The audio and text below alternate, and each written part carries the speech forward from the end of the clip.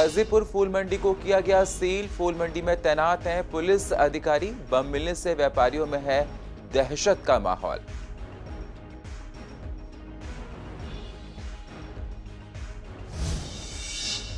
पूर्व दिल्ली में police alert mode पर, कहीं दिखी सड़कों से नदारद।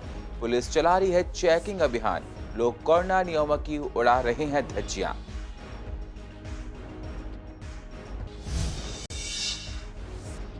पूर्व दिल्ली के लोगों को मिली बड़ी राहत। बकाया प्रॉपर्टी टैक्स के भुगतान की तारीख बढ़ी 31 जनवरी तक। कोरोना और वीकेंड कर्फ्यू को देखते हुए लिया गया फैसला।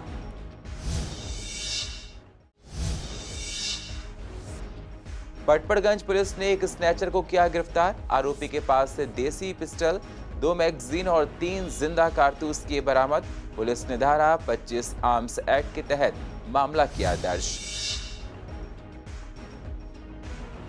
और सेल्फ किट टेस्ट की बड़ी बिक्री। कितने लोग पॉजिटिव हैं अनुमान लगाना मुश्किल। डॉक्टर ने कहा सेल्फ किट बिक्री पर सरकार जल्द लगाए लगाम।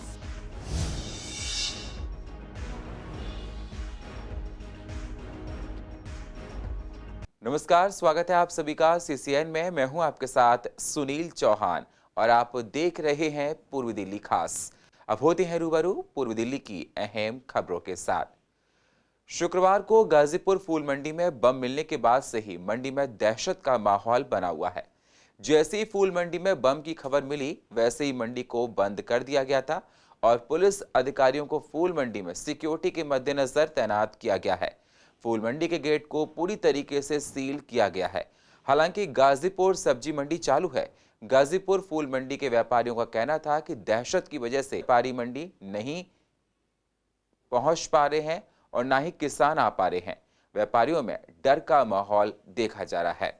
आज तो सर बिल्कुल काम नहीं है। अच्छा, जब किसान का माल ही नहीं आएगा तो काम कहाँ से चलेगा सर? अच्छा, जब एंट्री नहीं माल किसान के माल ही नहीं आएगा अंदर तो दुकानदारी कहाँ से होगी? कितना नुकसान हो रहा है व्यापारी किसानों को इससे? किसानों का तो सारा टोटल है 100% किसानों का नुकसान है। मंडी को क्या लाखों का तो कह नहीं सकते, लेकिन ये मंडी का काम ऐसा होता है जिसकी कोई उम्मीद नहीं होती, जिसका कोई बजट नहीं होता कि कितना नुकसान हो सकता है। सिक्योरिटी तो काफी बढ़ा रखी है, जैसे सरकार बहुत बढ़िया सील कर रखा है, पूरा आने जाने के रास्ते बंद कर रखे हैं, जिसों से ना तो किसान आ रहा है ना व्यापारी आ रहा है और जो मंडी में काम करने वाले हैं वो कुछ नहीं कर पा रहे हैं। हाँ जी, दहशत भी है। नहीं जी, कभी सपने में भी नहीं सोचा था। जब ग्राहक ही नहीं है तो फूल तो बिल्कुल एकदम जीरो पे चला गया। देखो, बम विस्फोट होने के बाद यहाँ पे मंडी में सिक्योरिटी बढ़ी हुई है। पुलिस अपना काम कर रही है, लेकिन मंडी के अंदर क्या है कि व्यापारी वर्ग और जो मासाखोर वर्ग है उनमें थोड़ी सी दहशत बैठी हुई है। हाँ, तो मंडी में माल आवाक कम होने के कारण ग्राहक भी कम आया। कल से पहले से सिक्योरिटी बढ़ाई गई है और वो अपने काम में पूरे तैनात हैं। नहीं, माल जब माल खरीदने वाला कोई नहीं आएगा तो ऑटोमेटिक सस्ती हो जाती है। अब ग्राहक नहीं आएगा तो माल ऐसे ही पड़ा हुआ है, नहीं बिका है लोगों का। व्यापार में आज ये समझ लो 30-70 का फर्क है जी। आज 30% ग्राहक है, 70% ग्राहक ही नहीं है, क्योंकि कुछ न्यूज चलने से कि मंडी बंद है, मंडी बंद है, ग्राहक एंटर नहीं करा मंडी में, जो हमारा नुकसान किसानों का नुकसान हुआ है काफी। अच्छा, मंडी प्रॉपर तरीके से चालू है या नहीं? मंडी तो चालू है मगर ग्राहक नहीं है। पूर्व दिल्ली के गाजीपुर मंडी में बम मिलने के बाद से ही दिल्ली पुलिस अलर्ट मोड पर दिखाई दे रही है। वहीं पूर्व दिल्ली के विवेक विहार इलाके में पुलिस ने चेकिंग अभियान चलाया है। चेकिंग के दौरान जो भी संदिग्ध व्यक्ति नजर आ रहा है उसकी तलाशी ली जा रही है। और वीकेंड कर्फ्यू होने की वजह से इमरजेंसी सेवा और एसेंशियल सर्विसेज वालों को ही बाहर निकलने की परमिशन दी गई है। पुलिस प्रशासन ये भी चेक कर रहा है कि कोई नियमों का उल्लंघन तो नहीं कर रहा है। वहीं पूर्व दिल्ली में कुछ जगह ऐसी भी दिखाई दी जहां पुलिस बैरिकेडिंग तो लगे हुए हैं, इसके बावजूद पुलिस अपनी जगह से वहां पर नहीं दिखी। वीकेंड कर्फ्यू पर आज दूसरा दिन था। मार्केट बंद होने की वजह से लोग घरों से ही बाहर नहीं निकले और कुछ प्राइवेट ऑफिस बंद भी हैं, तो लोग वर्क फ्रॉम होम कर रहे हैं। ऐसे में सड़कों पर भी कोई बैरिकेडिंग नहीं है। पुलिस प्रशासन सड़कों पर मौजूद नहीं है, जिसके कारण से लोग आराम से सड़कों पर अपनी गाड़ियों को लेकर निकल रहे हैं। और वीकेंड कर्फ्यू में लोग गाड़ियों को लेकर क्यों बाहर जा रहे हैं, इसकी सुध लेने वाला कोई नहीं है।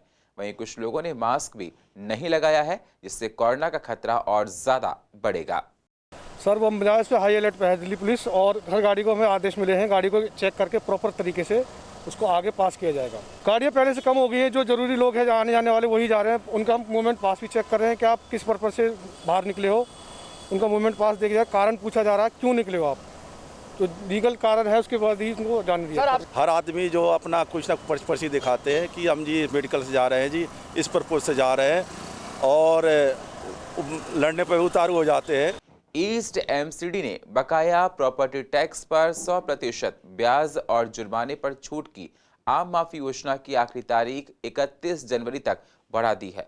कोरोना और वीकेंड कर्फ्यू को देखते हुए तारीख आगे बढ़ाई गई है।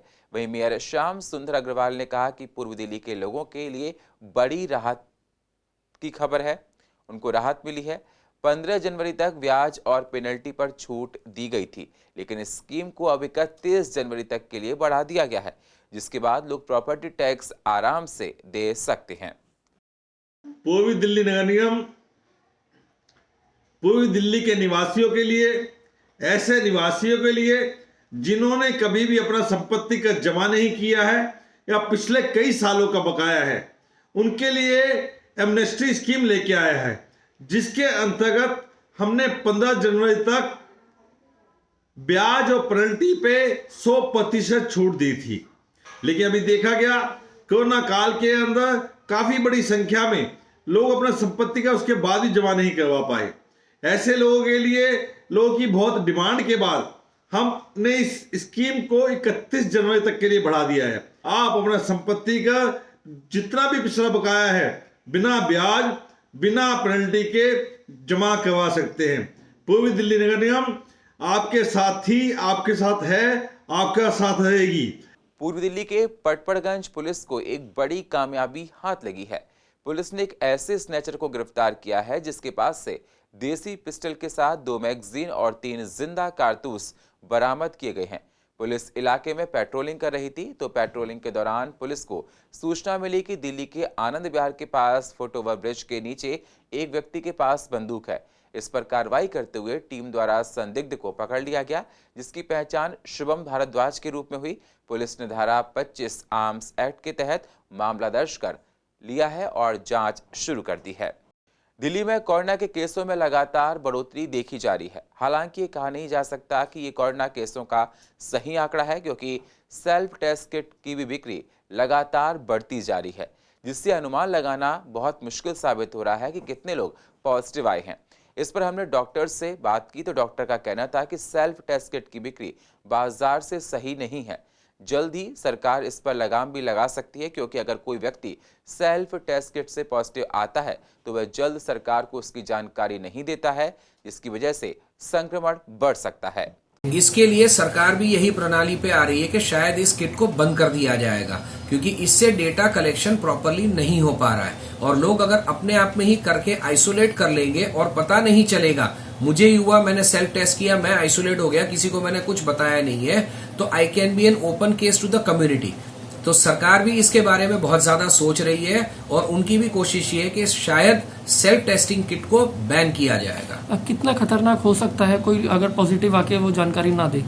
देखिए, कोई भी चीज, कोई भी बीमारी है या कोई भी चीज है, अगर जो अपनी जानकारी पूरी तरह से नहीं दे रहा है वो समाज के लिए काफी खतरनाक हो सकता है।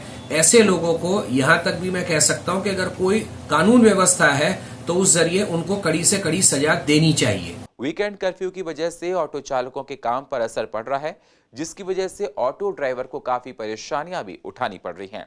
वीकेंड कर्फ्यू में लोग घरों से बाहर नहीं निकल रहे हैं, क्योंकि मार्केट्स बंद हैं, साथ ही कुछ प्राइवेट ऑफिस भी बंद हैं, लोग वर्क फ्रॉम होम कर रहे हैं।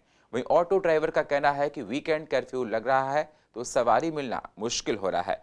हम किराए पर गाड़ी चलाते हैं और किराया निकालना भी भारी पड़ जाता है, जिससे बहुत दिक्कतें हो रही हैं और घर चलाने में तमाम तरह की समस्याएं भी हमारे सामने आ रही हैं।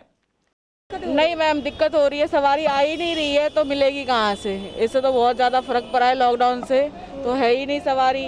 अभी देखो मैं दिहाड़ी है, मतलब रेंट की गाड़ी है, इसको पर डे 500 देना होता है, काम करो चाहे मत करो 500 पर डे देना है इसे, ठीक है। तो इस चीज़ पे हमें बहुत ज़्यादा है, सुबह से 1 रुपये का काम हुआ नहीं है तो शाम को मुझे 500 रुपये से देने ही देने हैं, काम हो चाहे ना हो। हाँ, खड़े होते हैं यहीं पे, सवारी अब जहाँ की मिले, दिल्ली हम लोग चलते हैं, हाँ, सवारी मिल नहीं रही है, खाली खाली घूम घूम के परेशान है हम लोग। फिर अगर गाड़ी खड़े कर दे मैडम तो गाड़ी का दिहाड़ी कहाँ से जाएगा, उसका किस्त तो भरना होता है उसका। मतलब दिल्ली में जहाँ की भी सवारी मिल जाती है वहीं चले जाते हैं। ये यार लॉकडाउन है इसलिए मतलब सुबह आते हैं वही 8-9 बजे और शाम तक चलाते हैं। कोई 1-2 जो पैसेंजर मिल जाएगा। हाँ, 2 सवारी मिली है 50-50 रुपए की। वजह सवारी नहीं निकल रही है। सवारी निकले तो चलो काम भी है, जब सवारी निकली नहीं रही तो काम ही नहीं है। डेली दिक्कत हो रही है फिलहाल तो अभी, क्योंकि सवारी निकली नहीं रही है कोरोना के चक्कर में। मतलब बहुत दिक्कत हो रही है, तो घर का खर्चा भी निकालना है, किराया भी निकालना है गाड़ी का। कोई सवारी है ही नहीं तो कहाँ से खर्चा निकालेंगे, कहाँ से किराया देंगे।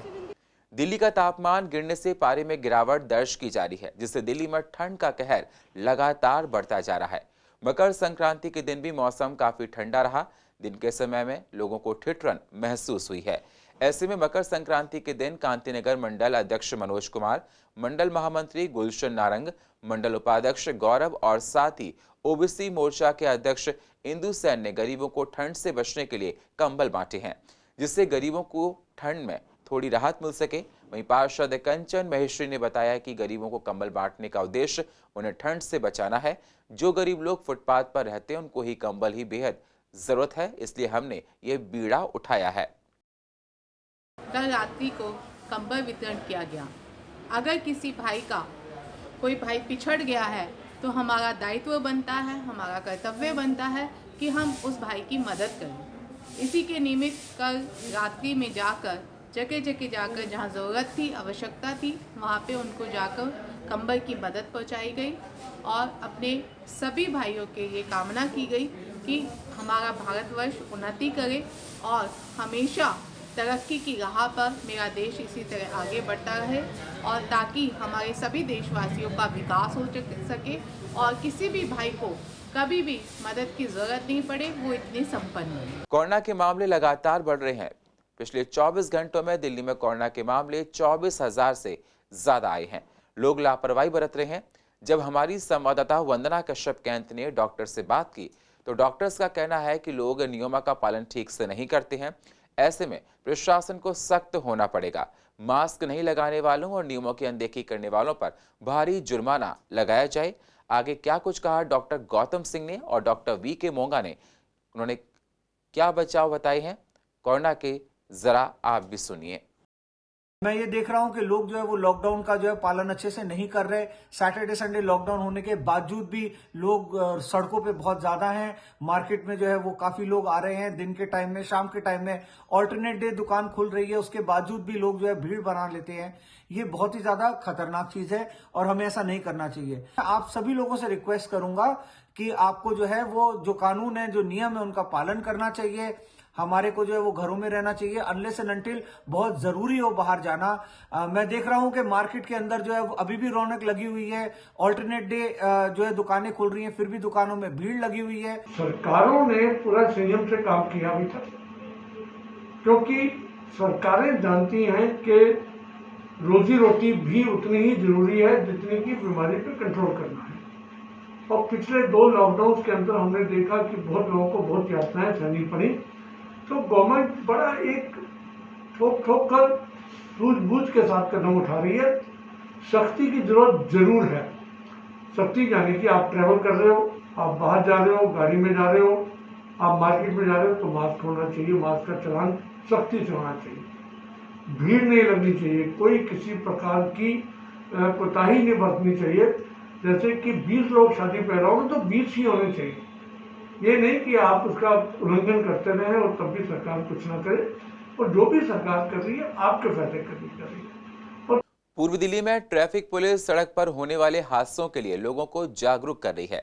जब लोग सड़कों पर निकलते हैं तो सड़क पार करने में लापरवाही करते हैं, जिससे सड़कों पर दुर्घटनाएं घटती हैं। इसलिए ट्रैफिक पुलिस कई तरह के माध्यमों से लोगों को आगाह कर रही है। साथ ही कोरोना को लेकर भी लोगों को मास्क पहनने, सोशल डिस्टेंसिंग बनाने और सैनिटाइजर का इस्तेमाल करने के लिए अवेयर किया जा रहा है, जिससे कोरोना महामारी से लड़ा जा सके। जागरूकता मैडम बहुत ज़रूरी है और इसी से लोगों को समझाया जा सकता है जागरूक बना के। तो हमारा काम जो है रूटीन में तो चलता है रोड सेफ्टी के रिगार्डिंग, लेकिन आजकल जैसा कि आप देख रहे हैं सभी तो ओमिक्रॉन का प्रकोप बढ़ता जा रहा है, तो उसके रिगार्डिंग भी हम जो जागरूकता ला रहे हैं लोगों को बताते हैं क्या करना है क्या नहीं करना है, जो उसकी प्रिकॉशंस हैं उसके बारे में। जी वो तो हमारा रूटीन का काम है ही रोड सेफ्टी का। तो बाकी आजकल हम ओमिक्रॉन के बारे में भी बता रहे हैं। दिल्ली में तो मैडम डेली जो हमारा रूटीन है वो काफ़ी जगह करते हैं। हमारा जो है 5 जगह टीटी पार्क है, जो ट्रैफिक ट्रेनिंग पार्क है। दिल्ली को डिवाइड कर रखा है 5 पार्ट्स में, और वहाँ पे हमारा हर ऑफिस का जो है अलग जो है ज्यूरिडिक्शन है। जैसे हम जो है जमुना पार्क में करते हैं, हमारा ऑफिस है बाल भवन के अंदर। तो डेली का अगर आप अंदाज़ा लगाओगे तो कम से कम मतलब 20 जगह प्रोग्राम चलता है। पूर्व दिल्ली के वैक्सीन सेंटर और स्कूली बच्चों को वैक्सीन के लिए जागरूक किया जा रहा है और बच्चे भी खुशी से वैक्सीन लगवाने पहुंच रहे हैं। पटपड़गंज इलाके के एक स्कूल में 15 से 18 साल की उम्र के 50 बच्चों को अब तक वैक्सीन लगाई जा चुकी है, जहां आयोजकों का कहना है कि बच्चों को सोशल डिस्टेंसिंग का पालन कराया जा रहा है और वैक्सीनेशन के बाद ऑब्जर्वेशन रूम में बिठाया जा रहा है। सारा काम अच्छे से काम चल रहा है।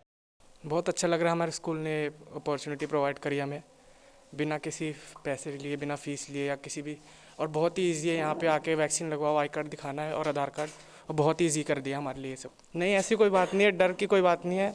बहुत ही अच्छे से केयर कर रहे हैं हमारी, और बहुत ही अच्छे से केयर कर रहे हैं और सब कुछ सही चल रहा है। यहाँ पे वेटिंग रूम में भी रखा है हमें, चेक कर रहे हैं हमारे ऊपर। और दोस्तों को भी हम सब बता ही रहे हैं, स्कूल से इन्फॉर्मेशन आई थी हमें, तो हम अपने दोस्तों को भी सारी बातें इन्फॉर्म कर रहे हैं ग्रुप पे। प्रोसीजर इतना कोई नहीं था हमारे पास। हम पहले आके रिसीप्ट बनी थी, उसके बाद हमें वैक्सीनेशन रूम में भेजा गया। उससे पहले बस एक रजिस्ट्रेशन हुआ था, ताकि हमारे स्कूल में भी एक ऐसा है कि हर कोई स्टूडेंट वैक्सीनेटेड होना चाहिए ताकि सबकी सेफ्टी बनी रहे। इसी वजह से उसके बाद वैक्सीनेशन लग गई बड़े आराम से। सब में सोशल डिस्टेंसिंग भी थी, अगर आप कहीं जाके देखेंगे तो सोशल डिस्टेंसिंग हर कोई पालन कर रहा है उसका। उसके बाद हमें बस ऑब्जर्वेशन रूम में बैठना है थोड़ी देर। सुबह से 50 से ज़्यादा बच्चे अभी तक आ चुके हैं, और अभी जैसे दिन शुरू ही हुआ है, थोड़ा सर्दी का मौसम है, धीरे धीरे बच्चे आ रहे हैं, पेरेंट्स आ रहे हैं साथ में, और वैक्सीन का यहाँ पे चल रहा है। यहाँ वैक्सीन लगाई जा रही है 15 साल से 18 साल तक के बच्चों के लिए। IP एक्सटेंशन या उसके आसपास के जितने लोग हैं, जो जुड़े हुए लोग हैं, वो सारे यहाँ आ रहे हैं, और यहाँ वैक्सीनेशन का कैंप बहुत अच्छी तरह से चल रहा है। प्रशासन की भी बहुत अच्छी मदद है यहाँ पे, जैसे यहाँ पे स्कूल का जो प्रशासन है वो भी बहुत अच्छी मदद कर रहा है। देखिए, रिस्पांस तो बहुत अच्छा मिल रहा है, और हमारे पास ऑलमोस्ट स्कूल के 80+ स्टूडेंट्स हैं जो अभी तक आ चुके हैं, और आई थिंक 100+ ही होंगे। ऑल ओवर सर, हर किसी को अलाउ किया गया है। हमारे स्कूल के मोस्ट ऑफ द स्टूडेंट हमारे स्कूल के हैं, बाकी अदर स्कूल्स के भी हैं। अलाउ सबके लिए, कोई भी आके लगवा सकता है, बट उसकी एज प्रॉपर उसमें होनी चाहिए। 2004 से लेके 2007 तक का स्टूडेंट होना चाहिए। और पूर्व दिल्ली की अधिक जानकारी के लिए आप YouTube पर जाकर CCN लाइव को सब्सक्राइब करें और फ्रेश अपडेट लेते रहें। और फिलहाल पूर्व दिल्ली खास में इतना ही। बाकी खबरों के लिए आप बने रहिए CCN के साथ। तब तक के लिए नमस्कार।